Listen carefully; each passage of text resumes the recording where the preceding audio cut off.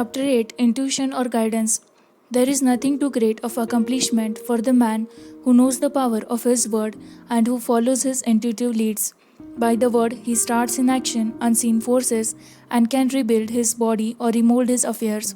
It is therefore of the utmost importance to choose the right words, and the student carefully selects the affirmation he wishes to catapult into the invisible. He knows that God is his supply, that there is a supply for every demand, and that his spoken word releases this supply. Ask and ye shall receive. Man must make the first move, draw near to God, and he will draw near to you. I have often been asked just how to make a demonstration. I reply, speak the word and then do not do anything until you get a definite lead. Demand the lead, saying, Infinite Spirit, reveal to me the way, let me know if there is anything for me to do. The answer will come through intuition or hunch, a chance remark from someone, or a passage in a book, etc. etc. The answers are sometimes quite startling in their exactness. For example, a woman desired a large sum of money. She spoke the word, Infinite Spirit, open the way for my immediate supply. Let all that is mine by divine right now reach me in great avalanches of abundance. Then she added, give me a definite lead.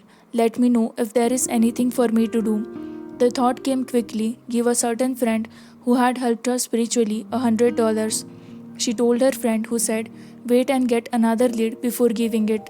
So she waited, and that day met a woman who said to her, I gave someone $1 today. It was just as much as for me as it would be for you to give someone 100. This was indeed an unmistakable lead, so she knew she was right in giving the $100. It was a gift which proved a great investment, for shortly after that, a large sum of money came to her in a remarkable way. Giving opens the way for receiving. In order to create activity in finances, one should give. Teething or giving 1/10 of one's income is an old Jewish custom and is sure to bring increase. Many of the richest men in this country have been teethers, and I have never known it to fail as an investment. The 10th part goes forth and returns blessed and multiplied, but the gift or tithe must be given with love and cheerfulness, for God loved a cheerful giver. Bills should be paid cheerfully. All money should be sent forth fearlessly and with a blessing. This attitude of mind makes man master of money. It is his to obey, and his spoken word then opens vast reservoirs of wealth. Man himself limits his supply by his limited vision. Sometimes the student has a great realization of wealth but is afraid to act.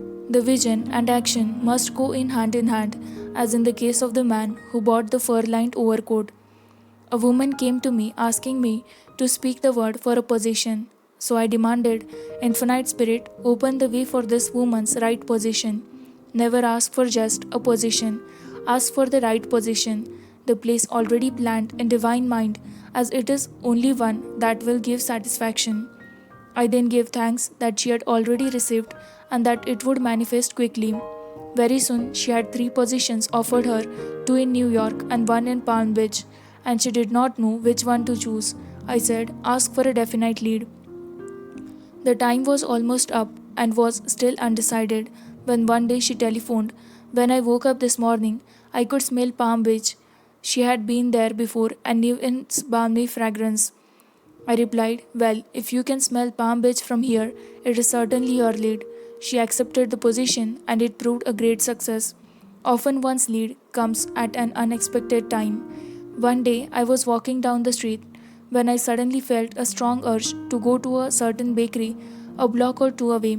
The reasoning mind resisted, arguing, there is nothing there that you want. However, I had learned not to reason, so I went to the bakery, looked at everything, and there was certainly nothing there that I wanted. But coming out, I encountered a woman I had thought of often, and who was in great need of help which I could give her. So often one goes for one thing and finds another. Intuition is a spiritual faculty and does not explain but simply points the way. A person often receives lead during a treatment. The idea that comes may seem quite irrelevant, but some of God's leading are mysterious. In the class one day, I was treating that each individual would receive a definite lead. A woman came to me afterwards and said, While you were treating, I got the hunch to take my furniture out of storage and get an apartment. The woman had come to treated for health. I told her I knew in getting a home of her own, her health would improve, and I added, I believe your trouble, which is congestion, has come from having things stored away. Congestion of things causes congestion in the body. You have violated the law of use, and your body is paying the penalty. So I gave thanks that divine order was established in her mind, body, and affairs. People little dream of how their affairs react on the body.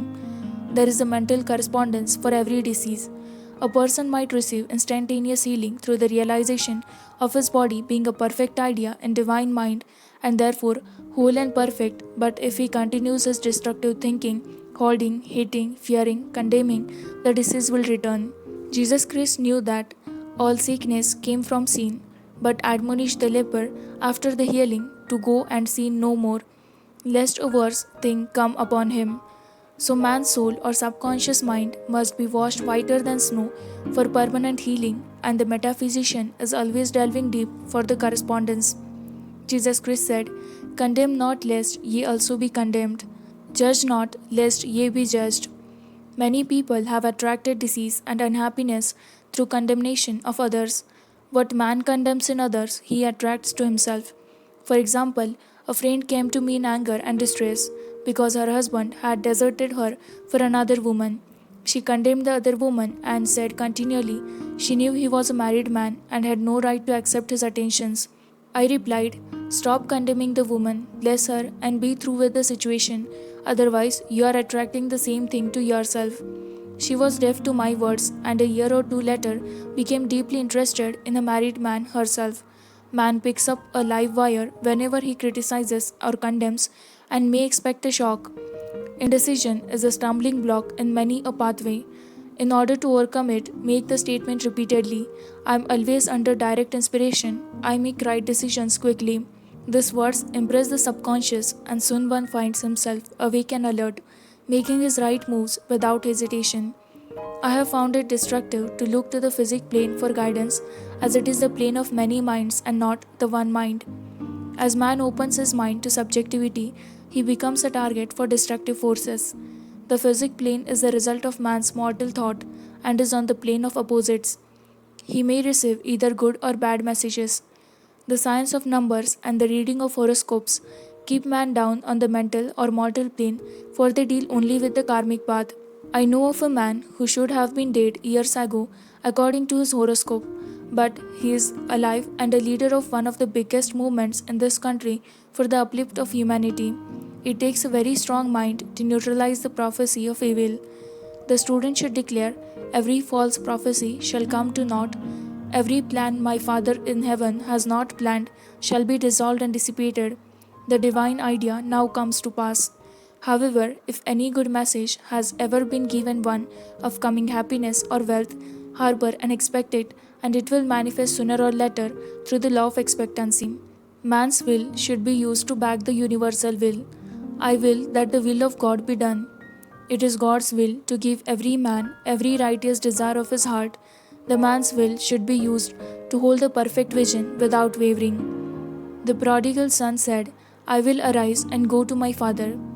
It is indeed often an effort of the will to leave the husk and swine of mortal thinking. It is so much easier for the average person to have fear than faith, so faith is an effort of the will. As man becomes spiritually awakened, he recognizes that any external inharmony is the correspondence of mental inharmony. If he stumbles or falls, he may know he is stumbling or falling in consciousness. One day, a student was walking along the street, condemning someone in her thoughts. She was saying mentally, that woman is the most disagreeable woman on earth, when suddenly 3 Boy Scouts rushed around the corner and almost knocked her over. She did not condemn the Boy Scouts, but immediately called on the law of forgiveness and saluted the divinity in the woman. Wisdom's way are the ways of pleasantness, and all her paths are peace. When one has made his demands upon the universal, he must be ready for surprises. Everything may seem to be going wrong, when in reality it is going right. For example, A woman was told that there was no loss in divine mind, therefore she could not lose anything which belonged to her. Anything lost would be returned, or she would receive its equivalent. Several years previously, she had lost $2,000. She had loaned the money to a relative during her lifetime, but the relative had died, leaving no mention of it in her will. The woman was resentful and angry, as she had no return statement of the transaction. She never received the money, so she determined to deny the loss and collect the $2,000 from the Bank of the Universal. She had to begin by forgiving the woman, as resentful and unforgiveness closed the doors of this wonderful bank. She made this statement: I deny loss, there is no loss in divine mind. Therefore, I cannot lose the $2,000 which belong to me by divine right. As one door shuts, another door opens. She was living in an apartment house which was for sale, and in the lease was a clause stating that if the house was sold, the tenants would be required to move out within 90 days. Suddenly, the landlord broke the leases and raised the rent. Again, injustice was on her pathway, but this time she was undisturbed. She blessed the landlord and said, as the rent has been raised, it means that I'll be that much richer, for God is my supply. New leases were made out for the advance rent, but by some divine mistake, the 90 days clause had been forgotten. Soon after, the landlord had an opportunity to sell the house. On account of the mistake in the new leases, the tenants held possession for another year. The agent offered each tenant $200 if he would vacate. Several families moved, 3 remained, including the woman.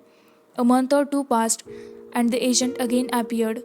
This time he said to the woman, will you break your lease for the sum of $1,500? It flashed upon her, here comes the $2,000. She remembered having said to friends in the house, we will all act together if anything more is said about leaving. So her lead was to consult her friends. This friend said, well, if they have offered you $1,500, they will certainly give $2,000. So she received a check for $2,000 for giving up the apartment. It was certainly a remarkable working of the law, and the apparent injustice was merely opening the way for her demonstration. It proved that there is no loss, and when man takes a spiritual stand, he collects all that is his from his great reservoir of good. I will restore to you the years the locusts have eaten. The locusts are the doubts, fears, resentments, and regrets of mortal thinking. These adverse thoughts alone rob man, for no man gives to himself but himself, and no man takes away from himself but himself. Man is here to prove God and to bear witness to the truth, and he can only prove God by bringing plenty out of lack and justice out of injustice.